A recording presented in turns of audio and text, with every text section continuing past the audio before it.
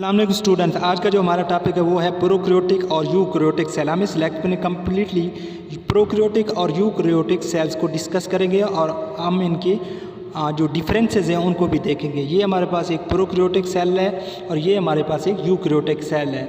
और prokaryotic cell में जो प्रोकैरियोटिक वर्ड है ये दो लफ्ज़ों का मजमूआ है, प्रो और कैरियन।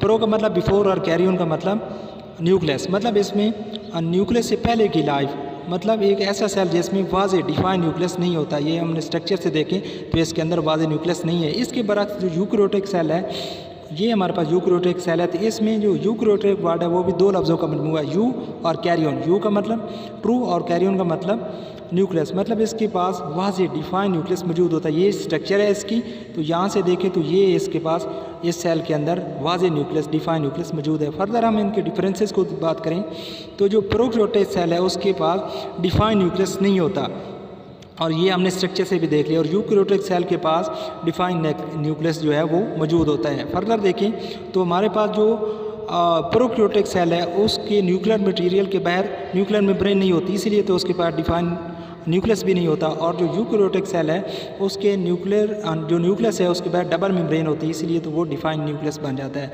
फर्दर देखें तो ऐसे ऑर्गेनिज्म जिनके पास प्रोकैरियोटिक सेल होता है उनको प्रोकैरियोट्स कहते हैं, और ऐसे ऑर्गेनिजम्स इसके बरक्स जिनके पास यूकैरियोटिक सेल होता है उनको यूकैरियोट्स कहते हैं। ऐसे सेल्स जो पोजेस करते हैं यूकैरियोटिक सेल को उनको यूकैरियोट्स कहते हैं। प्रोकैरियोटिक कौन कौन से हैं, प्रोकैरियोट्स कौन कौन से हैं?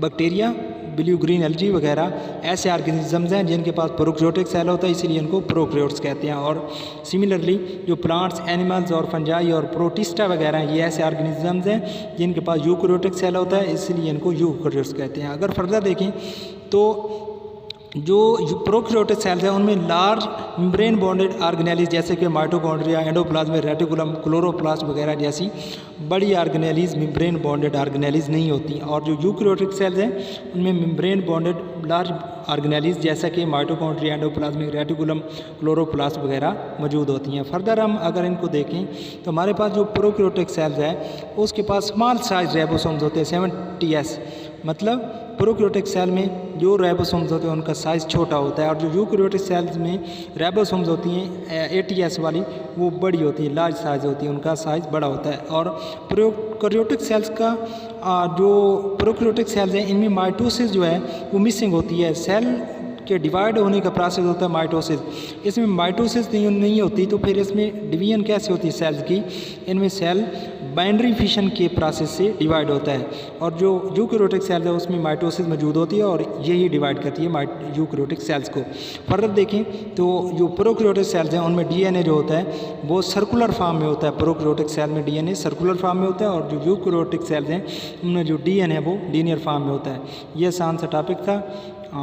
Please subscribe my channel.